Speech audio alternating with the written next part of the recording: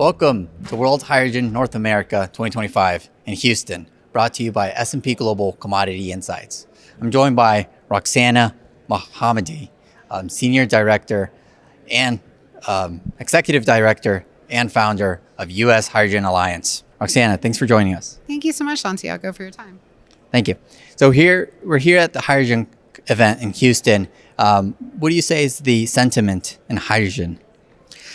I think that there's a desire to be more creative about how we can expand the hydrogen economy in the U.S. And I think that this has been a really great opportunity for people to come back to the drawing board, talk about what has worked, what we can improve on. And there's a lot of opportunity for us to look forward to. What is the U.S. Hydrogen Alliance doing in the Hill? Well, the U.S. Hydrogen Alliance is a business trade association focused on hydrogen advocacy. We advocate in all 50 states. We run legislation in state legislatures. On the Hill, there has been some lobbying with respect to 45V primarily. And it sounds like we're also going to have to get into some advocacy related to the hydrogen hub. So we shall see how that goes. What else have you heard on the Inflation Reduction Act, the Department of Energy hydrogen hubs? Is there anything that you can share from what you've heard in Washington? Well, it's an interesting story. It looks like the administration is figuring out their stance on hydrogen. There has been some announcements about potentially the canceling of a number of hydrogen hubs. I think there are a lot of questions about if that will occur, the legality of it, of course, as well as, I think talking to some folks that are on the hydrogen hub side, the question is, are they going to have the resources to litigate? What is the role of the Hydrogen Alliance now with this new administration and the uncertainty that has brought to the low carbon hydrogen and derivatives space? Well, I think our job has always been and always will be to explain the positive impacts that hydrogen has on the U.S. economy, on job growth, on our international standing, on energy security. The U.S. Army has said that hydrogen is the next tactical fuel. It's what our allies are going to be relying on.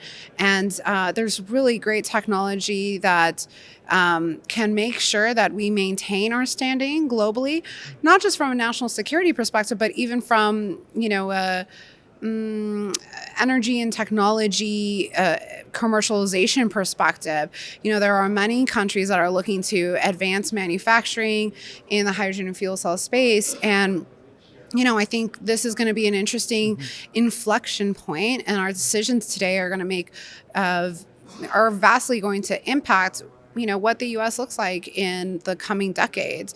And I think it's not just because of hydrogen, but its interconnection with other energy sectors. And also our approach to hydrogen is going to be reflective of our approach to a number of things, including renewables and technology. We really need to invest more in our nation's education system, in STEM education. We need more engineers in the U.S. We need more specialized skills in the U.S. to continue our standing. So we've thought of hydrogen as a globalization and a business topic, but you mentioned national security. Yes, absolutely. It being a national security. Can you give us a little bit more on that?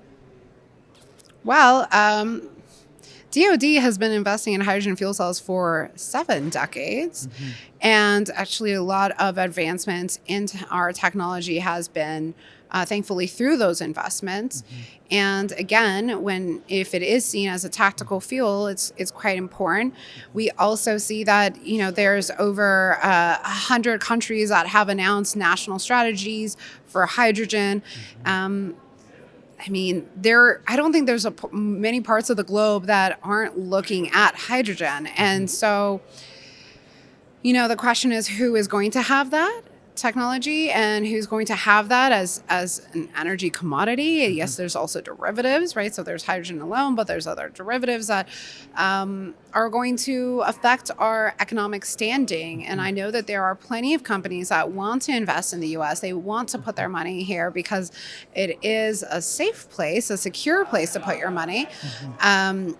And when those companies go abroad, there are questions, right, that are related to national security as well. Great. Well, Roxana, thank you for joining us. It's been a pleasure to have you here.